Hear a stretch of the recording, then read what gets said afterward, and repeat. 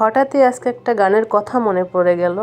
কথাটা হলো, আতা গাছে তোতা পাখি কত কথা কয়, আপন জনা পর হইলে তাও কি প্রাণের সয়। আসলে বন্ধু, কথাটা কেন বললাম অবশ্যই ভিডিও শেষে আপনাদের সাথে শেয়ার করব। তো আজকে একটা ব্লগ ভিডিও নিয়ে আপনাদের মাঝে চলে আসলাম। আসসালামু আলাইকুম বন্ধুরা, কেমন আছেন? আশা করি সবাই ভালো আছেন। আমিও ভালো আছি আল্লাহর রহমতে। তো যাই হোক, সকালবেলা ছেলেকে প্রাইভেট পড়াতে নিয়ে গেছিলাম। আসার সময় এই মাছ 3টে কিনে দিল আমার হাজব্যান্ড। তো দেখলাম মাছগুলো জীবিত আছে, নড়াচড়া করছে, সেজন্য নিয়ে আসলাম।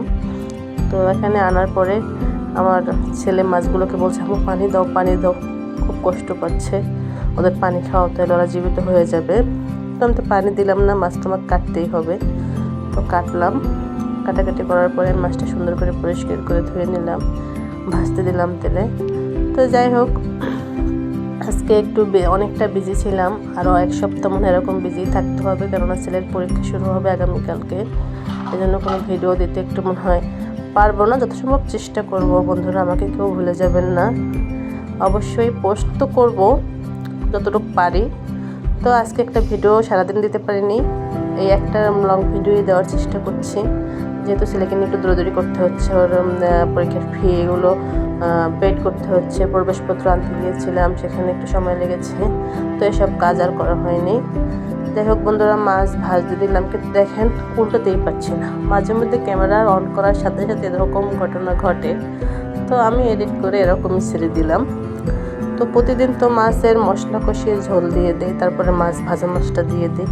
আজকে মাছ আমি কষাবো, অন্য একটা নিয়মে রান্না করলাম। এরকম মাছ কষালে খেতে ভালো লাগে, যেভাবে রান্না করবেন ভালোই লাগবে। স্বাদ কিন্তু আপনার এক হলো মুখে থাকে, দ্বিতীয় যে রান্না করে তার হাতে থাকে। আর রান্না ভালো হোক মন্দ হোক, প্রশংসা কিন্তু সবারই করা উচিত। আর এখন আমি সুন্দর করে কষিয়ে একটু ঝোল দেবো, হালকা একটু ঝোল দিয়ে তারপরে ঝোলটা ঘন হয়ে আসলেই আমি ধনিয়া পাতা দিয়ে উঠিয়ে নেব। তো যেটা বলছিলাম বন্ধুরা, আপন মানুষ পর হইলে তাও কি প্রাণের সয়।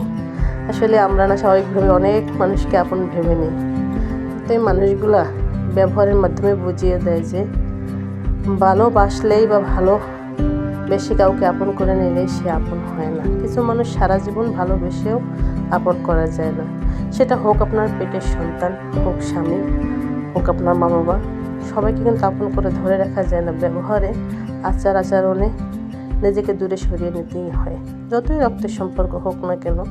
আমি একটা কথা সবসময় মানতাম যে রক্তের সম্পর্ক যতই খারাপ হোক না কেন, দূরে যাক না কেন, বিপদে আপদে রক্তের সম্পর্ক কিন্তু কাজে লাগে। মাঝে মধ্যে আমি নিজের কথাই নিজে কিন্তু বিপরীত হয়ে যাই আপন মানুষগুলোর ব্যবহার দেখে।